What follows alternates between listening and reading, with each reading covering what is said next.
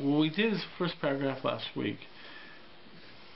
What Rosh argues, or presents as an idea, is that we are created in the image of God. What does that mean, to be created in the image of God? So he basically takes the concept that God is a tova hametiv. God is good and the giver of good. And God doesn't do anything for himself.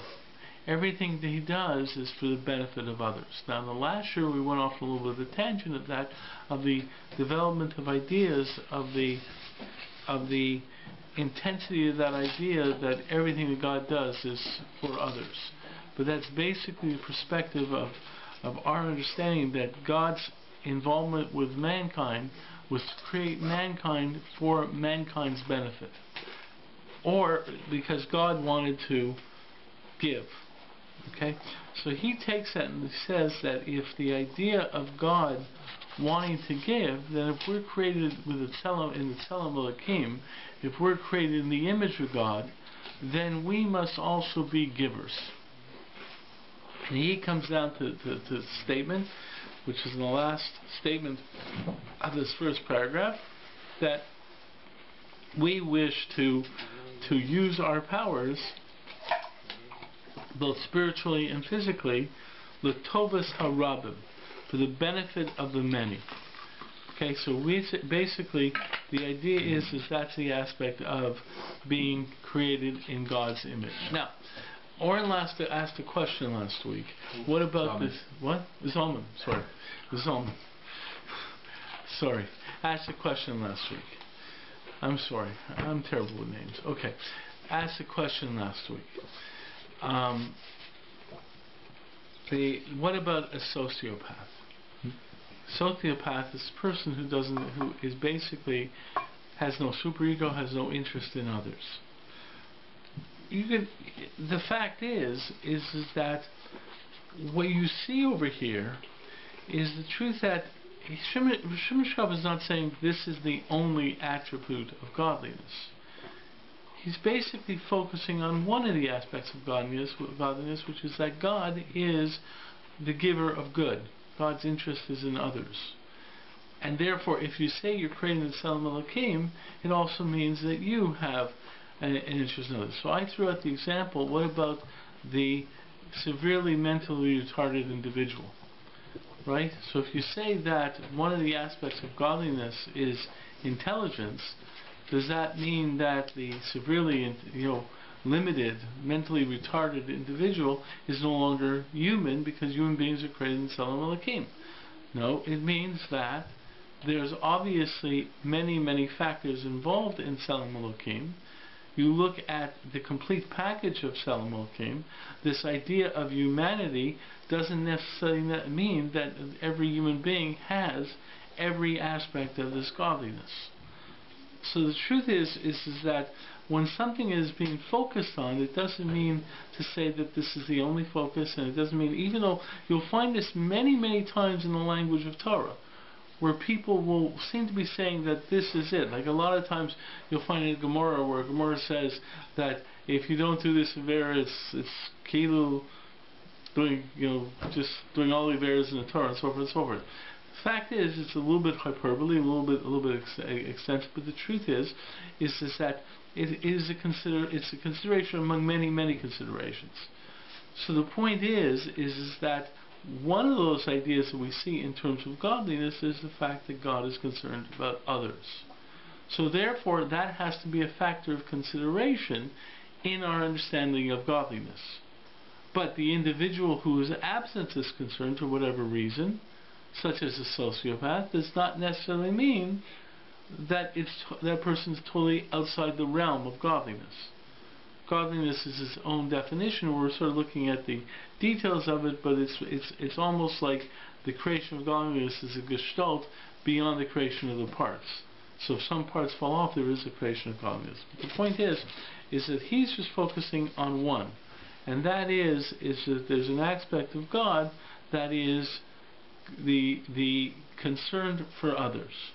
Okay. Now, what he's going to do now, and this extension that says I am interested in others, God is concerned with. He's taken the idea of Selam Elokim, and he's now said that this must also be a factor in humanity. That human beings should also be concerned about others, or also inherently have concern for others. Okay? So he's already made a thing. Now, is there a pasuk that says that? No. He's made a simple deduction. God is Hatov V'Meitiv. We are created Selam Elokim. We are directed Halakha L'Drachav, walk in His ways. Therefore, there would seem to be something about caring about others that should be part of the human experience. And obviously these things are things that we should be focused on. Okay, so that's his statement. Okay, now he's going to take this and go further in this. And what he's going to do in developing this idea is going to be some interesting twists and perspective on this and so forth. But what's interesting is watching his development of the idea.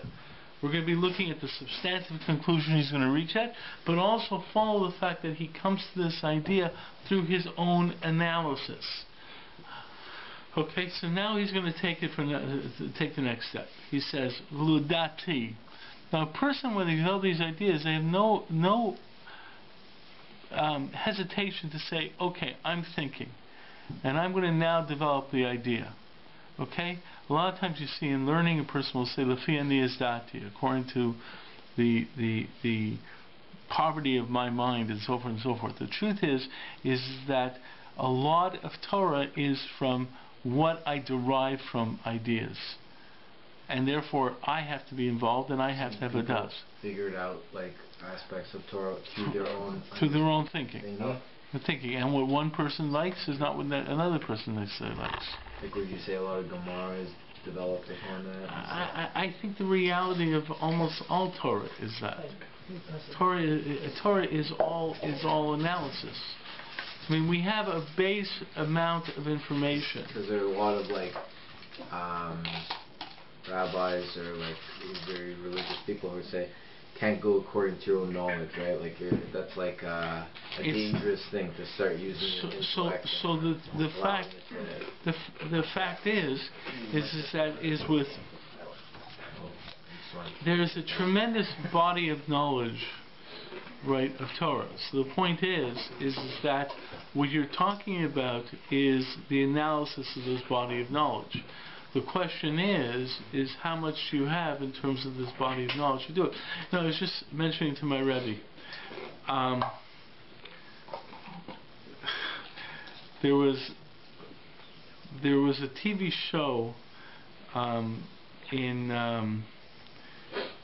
actually it was across Canada. It was in Toronto. It was a show called Passages. Right? I wonder who wrote it. Okay. And what? Okay. My son wrote it. And what? No, my son did have some part in it, but the fact is that there was passages. You can actually see some editions of passages on KosherTube, right? Okay. So anyone watching on KosherTube, if you go to Rabbinic Voices, you'll see that there's some shows of passages. Anyways, I was on passages with Rabbi Mendel Kaplan, who is a Lubavitcher rabbi, and he wanted to do the Mishnah in Makos about Rabbi Akiva visiting Shaarei. So he basically presented this idea that it's a famous Mishnah where Rabbi Akiva goes with the other Rabbanim, and they see Shaarei, and they see a fox with Kodesh Kedoshim was, and so forth and so forth, and the other Rabbanim were all sad. This is the way the Temple Mount is, and so forth. And Rabbi Akiva was happy. So they asked Rabbi Akiva, why are you so happy? So he basically said, the same way I see that this prophecy that there will be a Churban came true, then that will tell us that the other prophecies that there will be a redemption and a rededication of a temple will also come through. So I'm happy that it will come through. So it's a famous Gemara. So Rabbi Kaplan brought up the question. So what do you think is going on here? What do you think the difference is? So I answered the question that I said the difference is that the other Rabbanim are thinking in terms of the present, their mind is in the present, and Rabbi Akiva is thinking in terms of the future. So his mindset is the future, and the other Rabbanim are in the present. So in the present, you have to look at it and say, this is the situation here. Okay, Rabbi Akiva's idea is although we have to think beyond the present, we have the existential moment of the future, and I can be happy that there will eventually be a redemption. So Rabbi Kaplan says this is, you know something? That's exactly what the Rebbe said. Fine. So that's very, very nice. But then Rabbi Kaplan went on and gave why the Rebbe said it. That the Rebbe also had a variety of other cases where he showed that Rabbi Akiva thought in the future, and that these Rabbanim who are also mentioned all think in the present. And that makes a big difference. I had the chap. Yes, I had the chap. What he was saying was that the Lubavitcher Rebbe had sources to back him up. So the truth is that there is, now, the truth is I know sometimes I throw out chaps, and eventually someone comes up to me with some information, and I say, okay, my chap was wrong. Okay? Fine, because there's information. So you have to be aware of the fact that as you analyze, you're analyzing material, and you have to know the more material you have, the more you can substantiate your arguments. But at the same point in time, you have to be involved in thinking. If you think that basically that all your only task is to memorize the material or just internalize it without actually putting your head to it, then you miss the whole point. And that's really what part of what I'm trying to show is that so many times what you're going to find is Rabbanim making statements not as if they're making statements that this is the truth or this is something I heard. It's that hey, if you look at these sources, this is a necessary, or this is a strong argument for these sources. That's why, for example, we talked about this before when we looked at Ramosha Feinstein stuff. You know, the Ramosha sometimes, you know, he'll come up with a psak. You're talking about the leading posek of the latter half of the 20th century. So he came up with a psak. He would say, here's the halacha. And people challenged him. And he came up with, someone challenged him on law and said, you don't see this statement, this psak, anywhere in all the poskim throughout history. How could you say this? You have no support for this statement. And Moshe writes in his tshuva, I have a svara barura. In other words, I have my mind, and my mind has come to this logical conclusion. No, I don't have a source, a black and white source. I have my analysis of the thing and the conclusion. It's a very powerful statement. He says, my proof is a svara barura. It's a clear-cut idea. Okay, and that opens up a lot of perspective here. So I'm not advocating. You know, I once gave a shiur. I was once giving a series of shiur of how psak works, how halacha works. You know, and some people challenged me on this. What, you're telling people, teaching these people how to be poskim? I said, no, I'm teaching them how psak works. But I'll tell you one thing is that these people who see how psak works, they understand the hesitation and why they don't paskin. Because they understand the amount of information, the amount of depth that are involved in paskening. Okay, let's go to the buzz. So he says, according to this, he says, Kol inyan zeh nichol b'mitzvahs Hashem shel kadoshim tiyu. Now he's going to develop this idea, okay, in terms of this idea that you wish to help others is involved in kadoshim tiyu. That's what it means to be holy. Okay? And that was when you've ever maybe learned the psukim of kadoshim tiyu, did you ever learn that it meant caring for others? That this is what we mean by kodesh, caring for others. So watch what he does here. Okay, the hine, he's going to actually, it's actually a little bit more complex than that, but he's going to say, hine, b'medrash vayikra, perak havdal, amar al mikra zeh, yachol kamoni. It says in this idea of kadoshim tiyu, it says that you can be, okay, that you're actually going to be as holy as God. So he says, Talmud Lomer ki kodesh ani. So God says no. God says, because I am holy, kedusha l'mel medusha seichem. In other words, God's holiness is greater than the holiness of human beings. And he's now going to develop a... But it isn't. What? But it isn't. Wait to see how he defines kedusha. Right. Okay, he's going to come up with this idea of kedusha, And he says God's concept of Kedusha is greater, is above the possibility of Kedusha for human beings. Okay, now, if you've ever analyzed the concept of Kedusha, it's a difficult concept to define. And in many ways, this idea he's saying over here that God's Kedusha is more than human beings, he's now going to say that's a challenge. What does that mean? B'yisod mitzvah zu shel Kedusha eisi b'toras kahanim kedoshim tiyu. And at the essence of this idea is the concept of kedoshim tiyu, that you should be kodesh.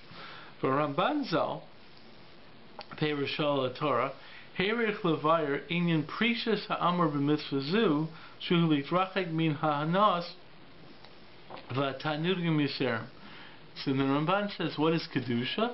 Kedusha is separating from desire, from pleasure, right? The holiness seems to be separating from pleasure. Okay. He says, "Apapi shehem ma'asim she'enim masurim lanu," even though they are things that are not forbidden us.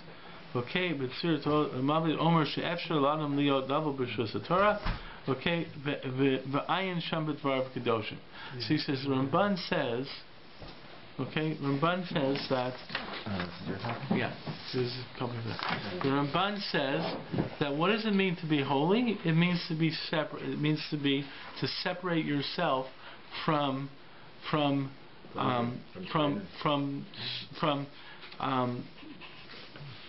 unnecessary pleasures. Okay, it means there is a pleasure in holiness, right? Like there is a concept. That's something that might be true, but he's obviously talking about tanugim. He's talking about certain types of pleasures. That has to be defined, and he says that there's a concept in the Ramban that's called menuvel b'shus Torah, of a person who can be totally halachically not in violation of any law, but would be called Nevu b'shus Torah in the sense that he is being disgusting within the confines of Torah. Examples are a glutton, right? You haven't eaten anything not kosher, but you're just eating. There's something wrong about that. A person who just constantly has relations with his wife, or a wife who constantly has relations with her husband. The fact is that you're basically there's nothing usher here, but there's something wrong that's happening here. So he says that's prusha. He says so. The Ramban says that kodesh means to separate yourself from mutalach, to purish from the mutalach, put up some restraints, and so forth and so forth. Now. So he's going to explain Kedusha based upon his concept of God being a Tova Meitiv, and in line with this idea that God is holier than us. Okay? Now, watch his flow here. His flow is that God is a person who's good and so forth. Is someone who cares about helping others. That's an aspect of godliness. He's now going to tie this to Kedusha, and he says that there's this idea of God being holier than us, okay, and therefore, okay, he says, and what does it mean by holy? Holy means to be separate from that you desire, separate from unnecessary comforts or excessive comfort and so forth. So being holy means that you stay away from things that give you pleasure, if too much, okay, and that's what holiness. That's prusha, okay. The pleasure. Okay. Now he's going to say a statement. Watch what he did. He's starting off by saying that God is holier than us. Now let's look at this definition of holiness. Right. The Ramban says the definition of holiness is separating from yourself from things, from excessive comfort and pleasure. Excessive with God, like there's. So he says, and God's holier than us. Yeah. So look at the next line. If that's what the definition of holiness is, that you separate yourself from excessive comfort, excessive pleasure, he says, what does it mean that God is holier than us?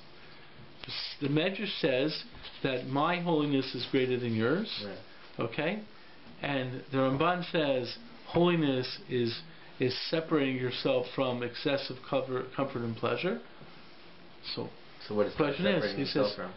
God doesn't have any excessive comfort and pleasure. God has no self-interest.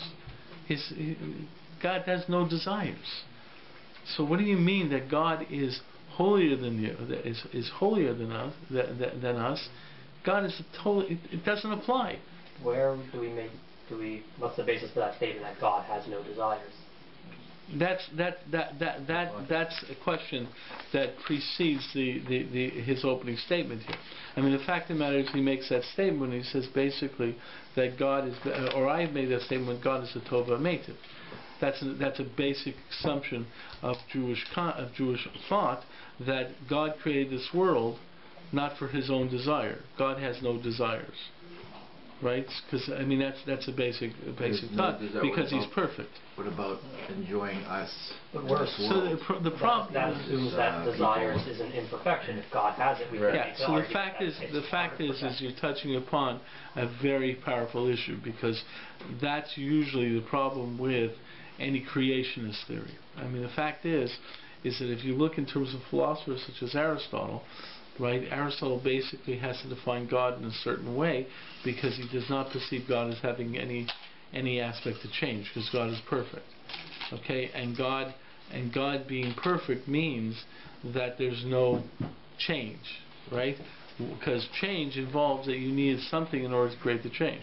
So the classic question of creation is why one of the reasons Aristotle had problems with creation is the fact that creation raises the question is, why did God create? And therefore it has to be that what's God's motivation or what's His interest over. Our answer is that He created because He's Satova Meitiv. He wanted to give good. That yields the reality that He must have some kind of desire to give good, it would seem. It's a problem. It's an actual problem, and therefore it touches upon the question if of... you're saying He's perfect, can't be void of what not. So what does perfection like mean? He has no pleasure, So the truth is, pleasure. well, the fact is that God. you're getting into an issue of what is the definition of perfection. Yeah. Perfection is perfection the absence of any other interest or whatever. There seems to be something about the fact that the perfect God created. So there must have been something about that creation. And the truth is that I don't have an answer to that. I'll be very blunt. The fact is that I happen to think that it has to be something about what exactly is the definition of God. But that's where you really get it. I think this is what the Gemara means when it says, don't try to contemplate what was before creation. Because the problem is, that's what the Gemara says, is don't ask questions about what exists before creation. It's not don't ask questions about existence before creation, because creation is time. What? Pardon? That's when God was a kid that affected him, that made him do what Well, that's the problem. The fact is that God's time is... I mean, one of the problems of creation is the first act of creation was creation of time. So the point is that the concept of a creation necessarily means what existed before and so forth. And the fact is that raises a lot of issues in terms of understanding godliness. I mean, the fact is, let me go off a little bit.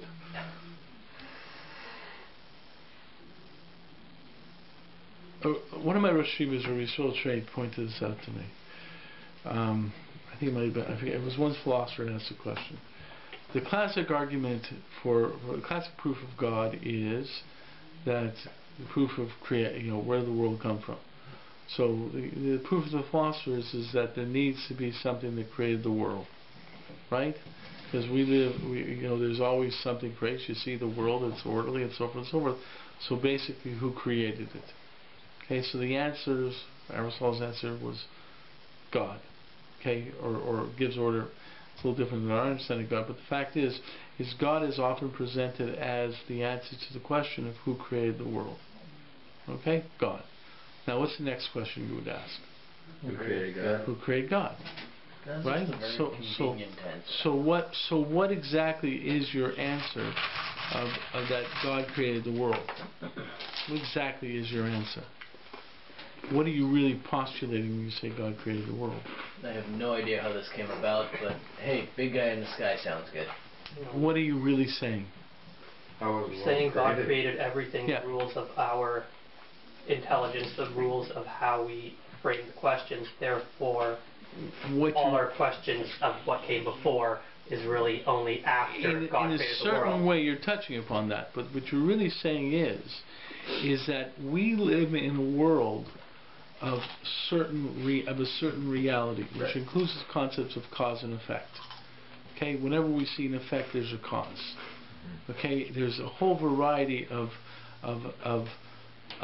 rules that we have in this world.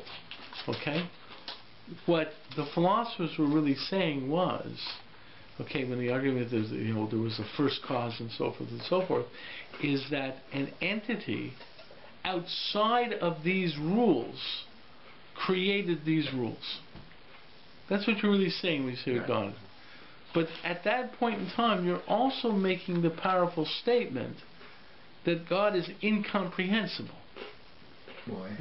Because Because rules, we that understand you within cannot the use rules. those rules What's to for us are the rules. comprehend them. And not only that, Beyond since we're bound by those rules, That's interesting. right? We have no way of comprehending him. So the fact is, when the Rambam goes through this, and the Rambam is very emphatic about this, we can't know God. But it's not just the Rambam. The fact is that because the very definition of how we think was created by God, and the fact is we can't understand. That's why when people ask me a question, what's an Olam Haba? What's like that? The truth of the matter is, I have no idea because I don't even have the ability. Beyond. Yeah, I mean, the fact is that I can't understand God. Just simply We can't can understand relate. God. We can right? relate. We can relate. Because that's what we're supposed to do. Right, We're and supposed the to fact is, the emulate. Rambam says we're supposed to emulate to the extent that we can. We're supposed to try and understand to the extent that we can. But the fact is that So what's what Kabbalah? we're trying to understand. I mean, the Kabbalah also brings this up when it talks about the Ein Sof. Basically, Kabbalah says these are the ways for you to understand aspects of God, but the real thing of it is the Ein Sof, which is really the statement that says it's the area you can't understand because you don't have the ability to understand it. There's a concept of infinite, but you don't have. But it's grasp the word on infinite. When we understand, too much for us to you think, can't even really. call it infinity. When you think about infinity, or you think about timelessness or anything like that, those are all concepts that we don't understand within our world. But the fact is that even the characteristics we use to define it doesn't make any sense. It does not make like you talk in terms of timelessness. We can talk about HaKadosh Baruch Hu being Haya Hova V'Yiyah, which implies he was, he is, he will be. It's eternal. But the real concept of eternity, which is timelessness, is something which is totally outside of our. Okay, how could something exist without time? What does that mean? So the fact is what are you really? Never ages or like. Ages is already a term. So the truth is, what you're postulating with the acceptance of belief in God is the acceptance of I sometimes use the word, a different dimension. So you have to accept the idea of a different dimension. The reason the atheist has difficulties is the atheist doesn't want to accept that different dimension. Everything's But the fact is, and he's left with trying to answer the problems of this world. I don't know. Science has got the string theory. They've got their 26 dimensions. The fact is they're still struggling with it. The point is that in the end, religion. In the end, that becomes. In the end, what you're saying is that in the end, someone chooses what problem you're going to live with. Yeah, exactly. Okay, so the point is that's one possibility. If people actually frame it that way, that would be madrega. Okay. In fact, people say, "Listen, I don't know what the heck is happening." The only difference is that's why Yetzias Mitzrayim becomes so powerful. Also, if you choose Especially, religion, if you're right, you get a pretty good payoff. If you choose the other one and you're right, yeah, the problem with what's the that difference? argument, that's what's his name's wager. What's his name's wager? I forget Some guy.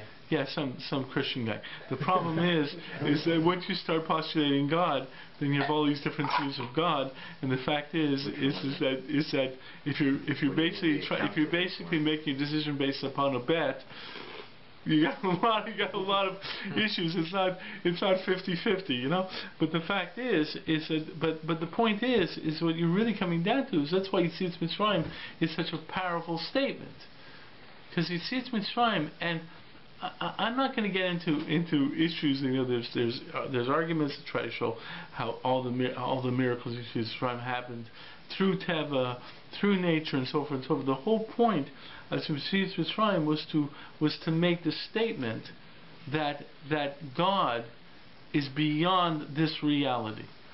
And that's why it became so powerful. So when you saw it, you see Mitzrayim, and you just look in the Chumash, and you see what Kadosh Baruch Hu says, both in terms of what he was trying to teach the Jews and what he was trying to teach the Egyptians.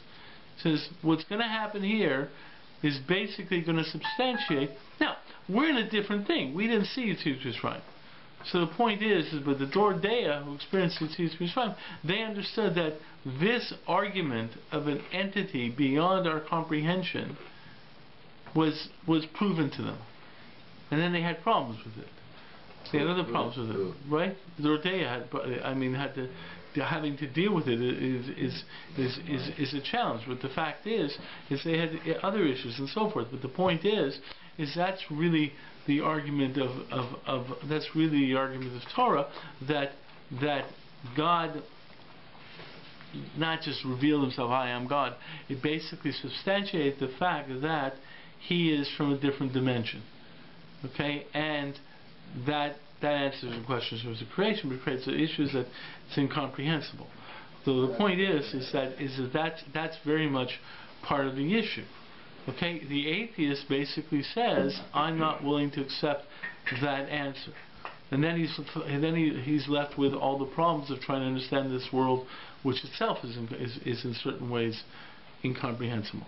Anyways, but the point is what he's saying over here is that God is this whole idea of prisha, of separating yourself, which seems to imply there's an aspect of removal.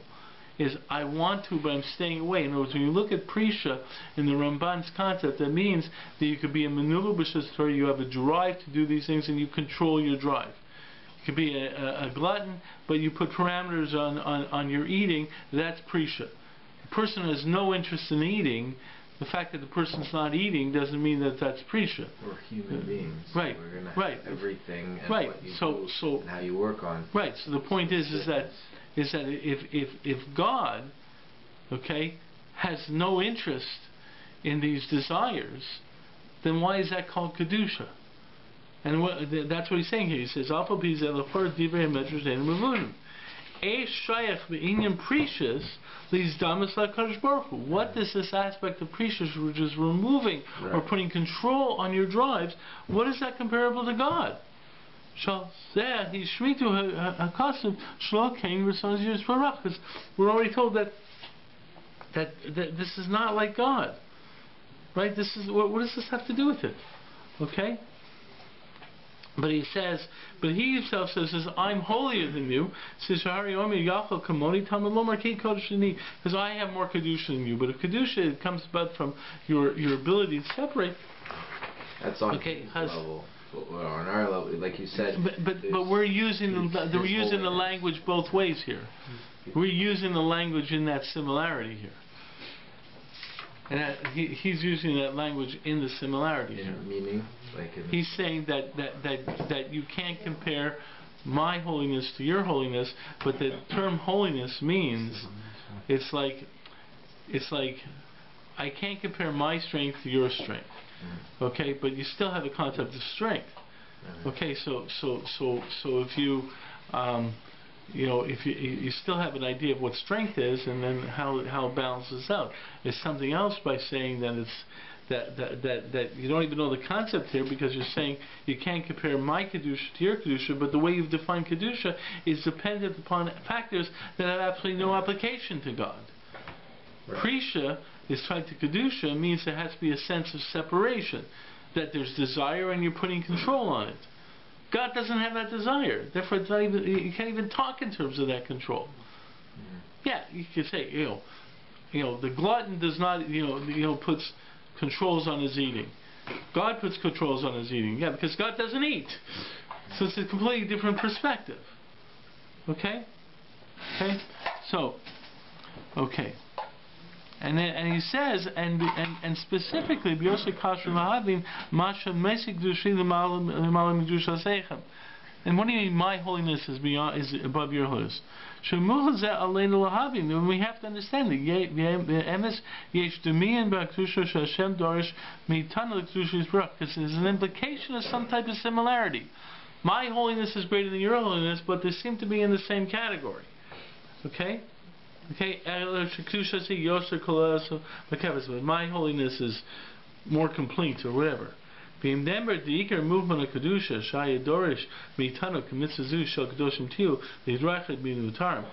essence of this holiness is to separate from that which are permitted to you. That type of Kedusha doesn't have a goal. In other words, if you define what Kedusha is about, is separating yourself from what you are permitted from. In other words, controlling your drives, that's totally inapplicable to God, because God doesn't have those drives. Okay? Now, the thing is that he's developing this idea here. The point is what I want to again point out, is he's developing it. In this process... So he didn't initially start with it. He's challenging a statement right now. He's analyzing. He's analyzing the statement himself. Right. Yeah. He's working with the concepts. And he's just... Now, people said that he was a big Tamachal. Of course he was. Of course he had a tremendous amount of knowledge. But the fact of the matter is he was involved in that analysis. And he's going to come up with ideas in Jewish thought that are the result of his analysis. Even if they're contrary to popular... Well, we'll see what he ends up saying. It could be contrary. But the fact is that it's not a question of contrary to that. Then he'll hear questions and so forth and so forth. The point is one of the things that I'm trying to get across is what a lot of people don't understand is this give and take in Torah thought. The fact is that many people, again, I keep stressing it, maybe people think, what's the law? What's the bottom line statement? Without recognizing that it's all the outcome of analysis. Like you were mentioning before about kashrus, right? What's Ashkenazim? What's Sephardi? What's kashrus? And so forth and so forth. People think that there's some statement of this is kosher. And some other people said, no, it's not kosher. No, we wanted to define kosher differently. No. Fact is that there was ideas and there was analysis on this. And people came to halachic disagreements. Okay? And the Rambam Paskin one way, and I'll give you an example. Because I was talking to someone this week about some aspects of Psak. And to try and show the difference in ideas. The idea of ruling. What? The ruling, right. Ruling. Okay. The I forget who says this, but the fact is that there's a machlokas. It's actually a machlokas rishonim. People think, how long do you have to wait after eating meat? How long do you have to eat before you eat milk after you eat meat? Right? So the truth is that the general tradition among many among Ashkenazim is 6 hours, and the other issues in the into the 6 hours, so then it's 3 hours, 1 hour, whatever. Okay. Fact is really is a machlokas rishonim. Okay, the Rambam is the one who says you have to wait 6 hours.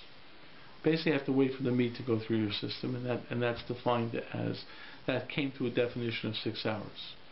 Okay? I think the Bali Tosas say basically means you have to have a different Suda. You have to have a different meal. Okay? So the point is that according to that halachic viewpoint, basically all you need to eat milk is kinuch v'hadacha. Okay?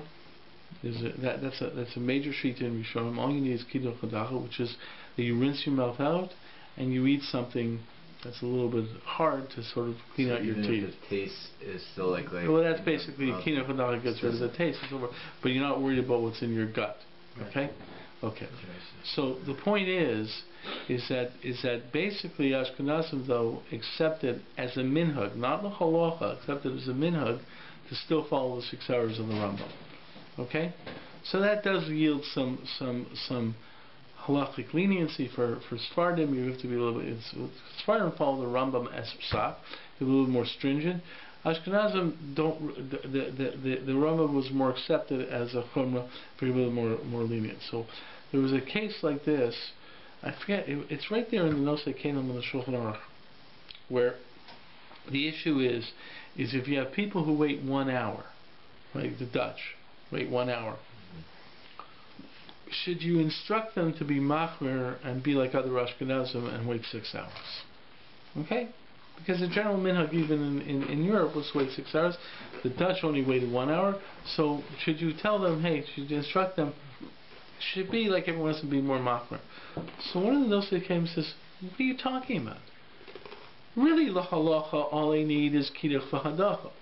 All they really need is to eat something and to rinse out their mouth. They're already being machmir in waiting an hour, right? Then you're telling people who are already machmir they should be more machmir. Now there's another person who says, yeah, you should tell them to adopt the minhag of rest of like fish and meat. It's also you just rinse your mouth out. Yeah, but that's something different. That's something different. It's a different. But it works the same way. No, it's actually the reasoning behind it. So therefore, the analysis is different. So the arguments as to why to do it or why not would be completely different. The fish and meat argument is a little bit different because the need for separation comes from a different motivation. But the point is what this case says, if you're already having people who are waiting an hour and they're being machmir by waiting an hour, you don't tell them to be more machmir, right? Which is an interesting way of looking at it. Now other people disagreed and said no, you should tell them that maybe adopt the minhag of most other Ashkenazim wait 6 hours. But the point is the only reason I'm bringing this up is that you take statements which people think that it's black and white, here's the law, and you really get into it. You say no. It's really an outcome of a lot of discussion, a lot of analysis, which led to a conclusion. That doesn't mean that because there was analysis in 1273, we can reopen that analysis today and not follow the psak of today, because there is a process of psak that has historical record and analysis of, and a historical progression, okay, of how psak developed. It's a matter of legal precedence and conclusion and development and so forth and so forth. So there's methodology in terms of psak. Because some Rishon held a certain opinion doesn't mean we can now just adopt that opinion, because there's a process of psak. But the fact is to think that certain statements are the only black and white statements that exist, okay, that really is a misrepresentation of Torah. All these ideas. So even laws that you think you may take as given, so many of the laws that you find actually are the result of disagreements, and there were conclusions made about which position to follow and which viewpoint to follow in many situations. So you get into Sephardim and Ashkenazim. Sephardim and Ashkenazi is all basically halachic disagreements. Just that the Sephardi community paskin followed the tradition of one psak, of one methodology of psak, and the Ashkenazim followed another traditional methodology of psak. I have a question. Yeah. So, cause I still am a little bit confused to this day. So the idea of why am I bound to a Masorah? Why am I bound to my tradition? Or if you have let's say you have someone who's having difficulty, struggling with Judaism, why can't you give him? I think we spoke about this once. Why can't you give him? Why can't from within as long like which is better? Keeping some halacha, like keeping all the halachas within. I mean, obviously they are legitimate. The fact is that you're raising very legitimate issues. You're raising very legitimate issues, and the fact is that really gets into the challenge of psak, of how psak really works. Most people don't understand that world of analysis. I don't think most people know that. Heard of like beyond like what you said, that that you can rinse your mouth out, eat something else, and then... No. The truth is, that's not what I said. I said that there is that viewpoint as a basis of Ashkenazic thought, but most Ashkenazim adopted the 6 hours. Okay, I didn't say that the other viewpoint. However, where that applies is that a person. I had a person once who asked me the following shadow. This person had ulcers, and after he had ulcers, and after he ate meat, the thing that would calm his ulcers would be milk, right? So he asked me whether,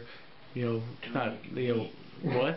Don't eat meat. No, or he asked me after he ate meat, and his ulcer would be, and it was also not if it irritates your stomach. No, the fact is that that's another question. But the point is, he said sometimes when he eats meat, it yields a result that it activates his ulcer.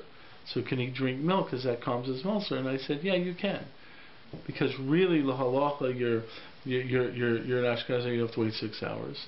Okay, it's a minhag, and in the case of kola, the minhag can fall off.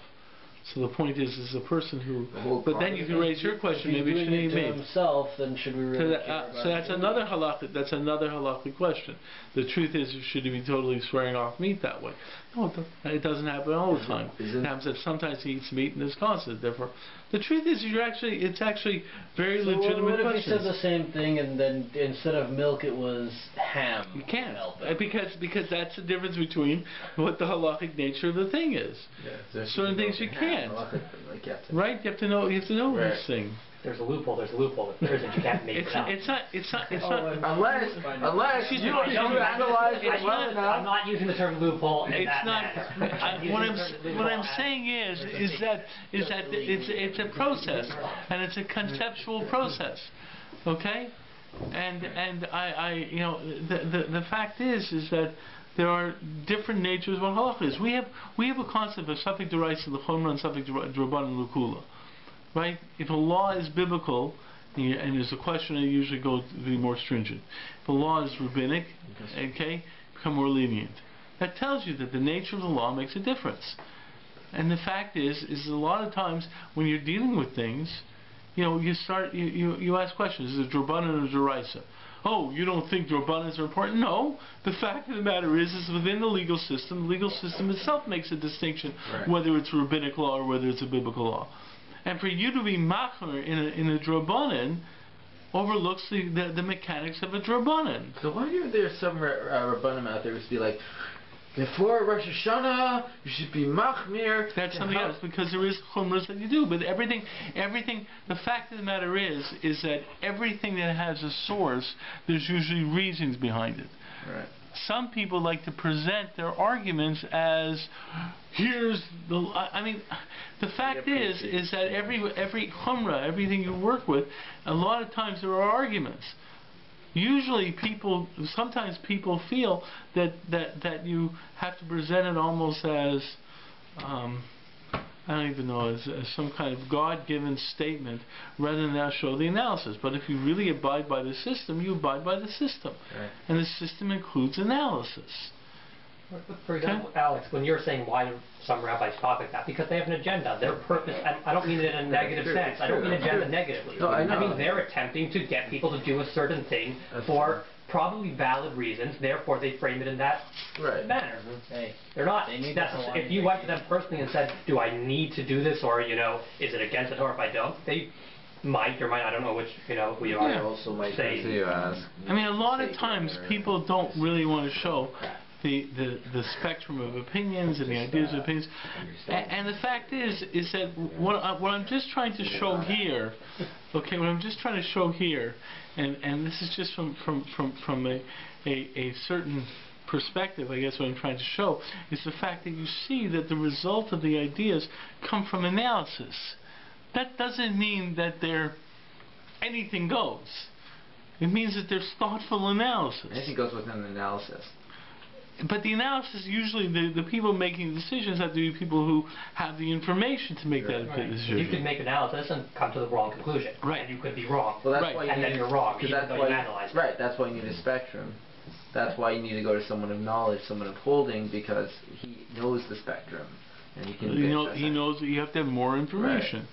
Right. the fact is but the thing is what I'm trying to do is, first of all, I think that substantively there's an interesting idea that Rosh is going to present it. That's why I thought this was a good thing to read. The way he's going to develop this idea of Kedusha, the way he's going to deal back to human beings and drives and definition of self-interest and so forth. It's going to be I think he's going to introduce a very interesting idea, especially tying it to the concept of Kedusha. But in addition, the fact that you watch his analysis, and this question, he comes over here, he says, Medrash over here, how do you understand this Medrash when you have this over here? And that's a question, oh, yeah. But that's his question, and that's going to drive him to come up with ideas. He's not monolithic. He's not saying, okay, here's the facts. I'm going to present to you the fait accompli. I want to show you the process. Get you involved in the thinking. Have you think through it. And that happens throughout Judaism and Jewish thought. And brings you involved in it. Okay, leading to other questions. Such as, what does it mean that God is only has no personal interest? Why did he create the world? And so forth. These are all tough questions. And in a certain way, this is where you get into issues of why aspects of Yetzias Mitzrayim become so significant, because Yetzias Mitzrayim seems to substantiate the fact that this presentation of God was substantiated in this world. So we have the facts like that. And therefore it leads to something different. You know, people often ask the question, like here around Rosh Hashanah, what would you do if God came to you and told you to sacrifice your son? Right? You know, and the people throw out this theory and throw that theory and so forth and so forth. It's only one little problem with throwing out that idea. So you're making an absolute statement. What? It's like saying what happened if Jesus was the right Messiah? No. You're trying to say, what would you do if you were in a Avram Avinu situation? Avram Avinu was never asked to sacrifice his son. Yes, he was. I mean, he was. That's the point. He was. He was. I mean, the fact is, in the end, there's a question like that, but the truth is, he understood himself to be asked to sacrifice his son. Well, nobody knows unless they're put in that... Yeah, there's only one little problem. So people throw out this question, right? I've asked that question. Yeah, it's very good. Let me understand something. And therefore, you have the whole thing with Kierkegaard and faith and so forth and so forth. Okay. The one thing that happens is that what world did Avram Avinu live in? Pagan. His own private world. Okay. Who hung out in his camp? The angels hung out in his camp, right? Okay. What story precedes the story of the Akedah? Going to war? Mm-hmm. No. The angels told Sarah that... That's true. And what happens after the angels tell Sarah what was happening and so forth and so forth? What? That's true. But then what happens after that? Who does God talk to? Who does Avram talk to? God. Okay? God says, hey, I'm going to destroy stone. Okay, okay, fine, okay, good. And what happens? Yeah, he does. He does. So the truth is that if God showed up to me and told me to sacrifice, one of my kids, I would sit there and say, I better head right over to the hospital right away. Something's going on wrong here. I mean, my experience is I must be going crazy. Right? Because I would never accept the fact that God spoke to me like that. Mm-hmm. Right? So the only one who understood that statement and could understand the statement was Avram Avinu, who already experienced being spoken to by God. And Avram, who already had these whole experiences of having a statement from God and a conversation with God, is now being told to sacrifice his son. Now, I agree, it's a tremendous dilemma. I agree, I don't understand it. I mean, the truth of the matter is the Midrash, I'm talking about this, and I've talked about this before, that Shaarei Menu, basically, this Midrash that Shaarei Menu was furious at Avram when she heard that. He says, I don't get it. That God didn't actually tell him to sacrifice his son. Yeah, that's the answer the Gemara says. Yeah, that's the answer. I didn't really say that. That's the answer to the end. But Sarah had another question. She says, I don't get it. for those blanking blanks in stone, you say Mishpat, the judge of the world shouldn't do justice. For Yitzchak Avinu, a tzaddik, you keep your mouth shut. And Shaarei was upset with Avram. This Midrash would say Shaarei was upset with Avram. And the fact is, and that's another example of analysis and so forth and so forth. But the point is that we can't even comprehend that event. When people start talking about faith and stuff like that, that wasn't faith. That was Avram Avinu having real life event after event of having a dialogue with God and seeing the results of those dialogues, now being told to sacrifice his son. It's a completely different dilemma than us being facing this question. What happens if God would say, hey, first of all, if God ever spoke to me, I think I'd be, headed to the hospital. So the point is that you have to understand the situation, and that's what's significant as you look at these things. That what?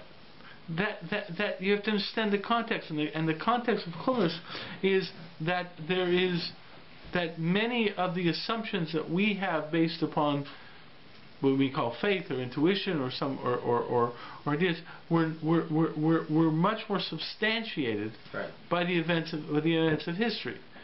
The Dor Dea experiencing Yam Suf and we're in a different situation. You can't talk about them having belief in God. They didn't have belief in God. Do I have belief that there's a camera in front of me? It's a different perception. They didn't have belief in God. They had actual factual proof of God. Not just because of intellectual proof. They saw something that can only be explained in this manner of a different dimension. Okay. Anyways, this is what we're doing here. We'll continue next time. Okay. Any questions or? Okay. I'll turn this off. Well, I should just say this. Because it might be for question. If anyone's interested, if you want to find more about what we do, we have a website called Nishma, NISHMA.org, and you're invited to go there and to join our list and get our stuff. Okay? Okay.